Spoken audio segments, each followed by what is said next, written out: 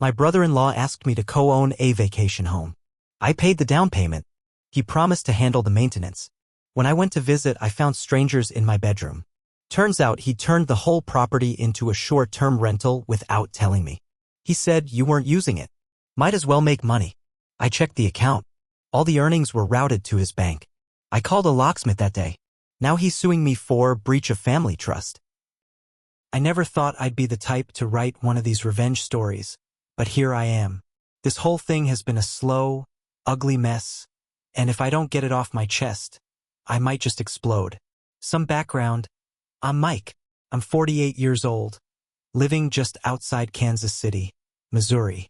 My late wife, Sarah, passed away 3 years ago from ovarian cancer.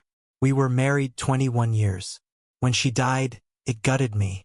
I stayed close to her family because it felt like the only way to keep a piece of her alive. Her younger brother, Mark, was always a little different. You know the type, good intentions, bad follow-through. Always chasing some get-rich-quick scheme. Always a new business idea that he swore would make millions. Still, we were family. And after Sarah died, Mark went out of his way to stay in touch. He'd call to check in, invite me over for football games, stuff like that. I appreciated it, even if half the time it felt like he needed me more than I needed him. One day, Mark brings up this idea. Hey Mike, man, listen, I found this killer deal on a house down in Branson. He told me all about it, 2 bedrooms, close to the lake, nice deck, even a boat slip nearby. Said the owners were retiring and selling cheap because they wanted a fast, clean sale. I wasn't exactly in a place where I was looking to buy anything. But Mark kept at it. We could split it.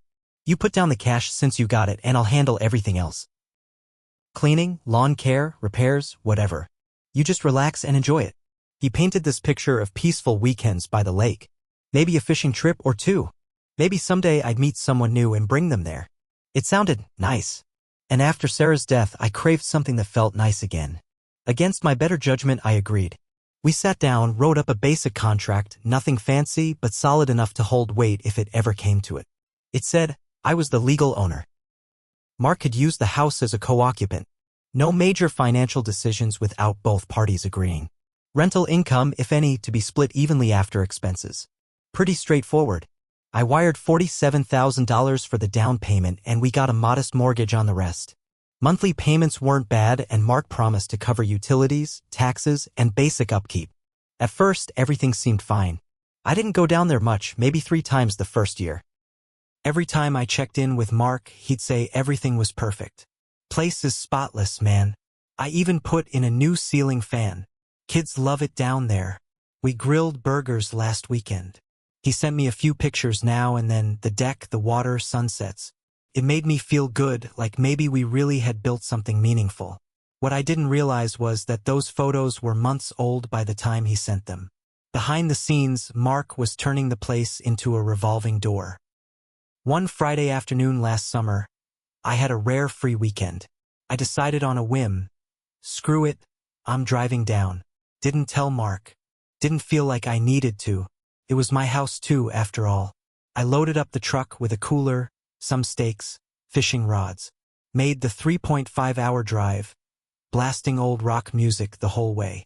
When I pulled up to the house around 6 p.m., I immediately noticed a few weird things. There were 6 cars parked outside.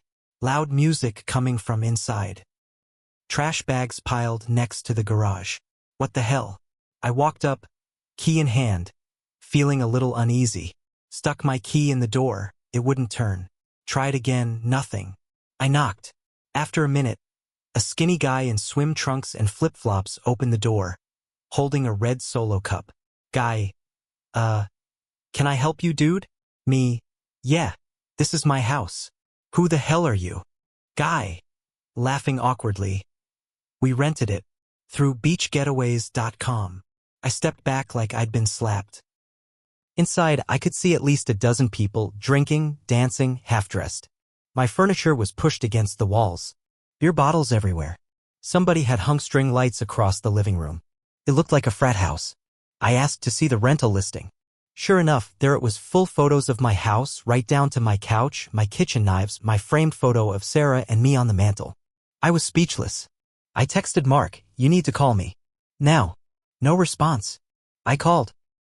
Straight to voicemail. I didn't know what else to do. I left, furious and humiliated, and checked into a crappy motel down the highway. Lying there in the motel bed, I couldn't sleep. I started digging. Pulled up beachgetaways.com, found the listing. Then found it on VRBO. Then Airbnb. Even Facebook Marketplace. Same business name every time, Easy Lake Stays LLC. Registered owner? Mark Anderson.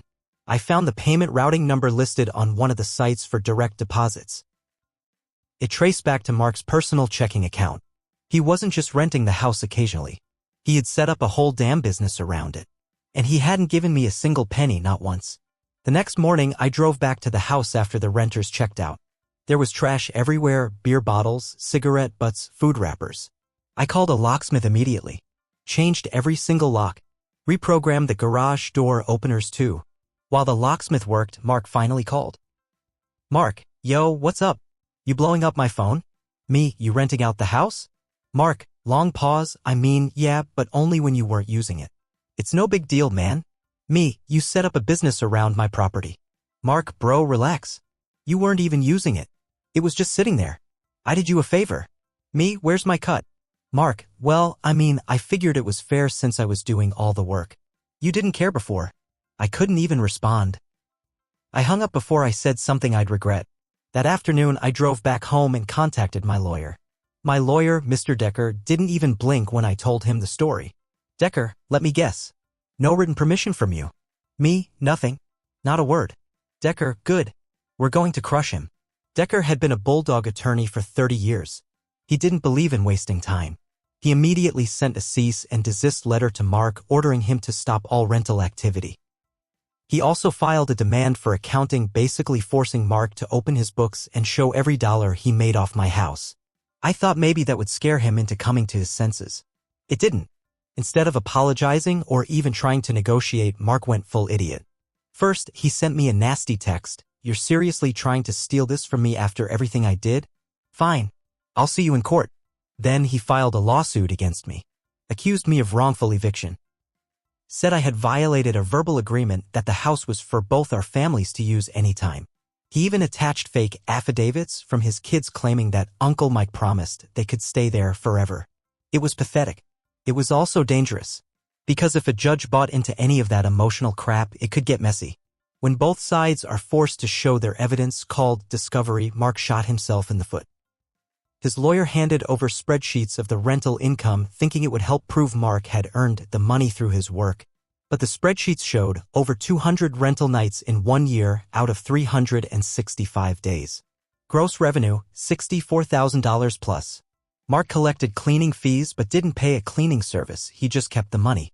Multiple renters complained about roaches, broken showers, broken AC units.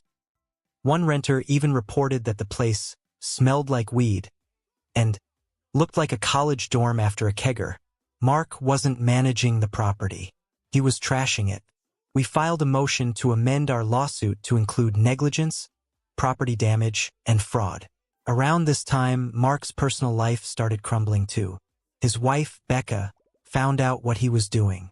Turns out he'd been lying to her too, telling her the house was a side project for the kids and that Uncle Mike had given it to them to help out.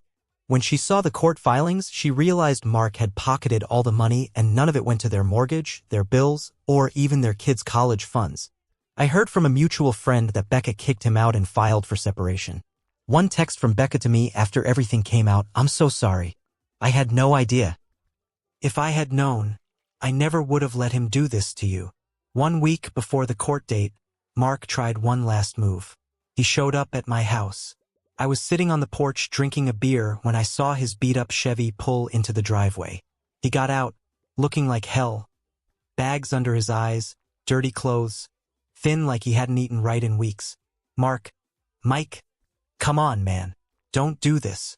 We're family. Me. You should have thought about that before you stole from me. Mark, I'll give you 10 grand right now. Cash. We can call it even. I laughed. Me, you owe me 6 times that, idiot. He got angry real fast after that. Mark, you're just bitter. You don't even need the money. Sarah would be ashamed of you. That hit me harder than anything. Bringing Sarah into it. Trying to use her memory like a weapon. I stood up so fast he flinched. Me, get off my property. Now. Next time you show up here without permission, I'll have you arrested." He muttered something under his breath and drove off. That was the last time I saw him before court. A few days before the court date, Mark made one last desperate move. He couldn't fight me legally, the evidence was too stacked, so he decided to play dirty. I got a call from the Branson City Code Enforcement Office. Somebody had reported the house as an illegal rental property and a health hazard. They claimed there was black mold, dangerous wiring, and unsafe conditions for children. The inspector told me they got anonymous complaints with photos attached. I asked to see the photos. They were real photos of trash piled up, beer bottles smashed on the deck, a busted window. Thing is, the photos were from months ago when Mark was running the house into the ground. I had since spent almost $12,000 fixing everything, new carpet, deep clean, full repairs. The inspector came out, took one look, and said, "This place is fine. Somebody's wasting our time." But I knew who had sent those complaints. Mark was trying to get the house flagged and possibly shut down, thinking it would hurt my court case. It didn't work. If anything, it made my lawyer even angrier. Decker filed an emergency motion to the judge showing that Mark was actively trying to sabotage the property during pending litigation. The judge added malicious interference to our claims. The night before court, I barely slept. I wasn't nervous about losing. We had the contract, the bank statements, the rental listings, the guest complaints, the damages. What I was nervous about was seeing him again. Facing down the man who used to call me brother. Facing the memory of Sarah, wondering if she'd be proud or ashamed of how far things had fallen. The next morning, I put on a plain navy suit. No flashy tie, no fancy watch. I wanted to look like exactly what I was, a man who'd been wronged and just wanted his life back. When I got to the courthouse, Mark was already there. He looked like hell, warmed over, wrinkled button-down shirt, no tie, messy hair. His lawyer, some second-rate ambulance chaser from Springfield, was flipping through papers and sweating bullets. Mark wouldn't even look at me. We sat across from each other in that small courtroom. Hardwood floors. Old ceiling fans buzzing overhead. The judge, an older woman with gray hair pulled tight, called our case. Mark's lawyer went first. He tried to paint a picture of me as a bitter old man who abandoned the property and betrayed family trust. He said Mark had worked tirelessly to maintain the house and that casual agreements between family shouldn't be treated like strict contracts. The judge listened politely. Didn't say much. Didn't even write anything down. Then it was our turn. Decker stood up and laid it all out piece by piece, the signed, notarized contract saying no rentals without mutual consent.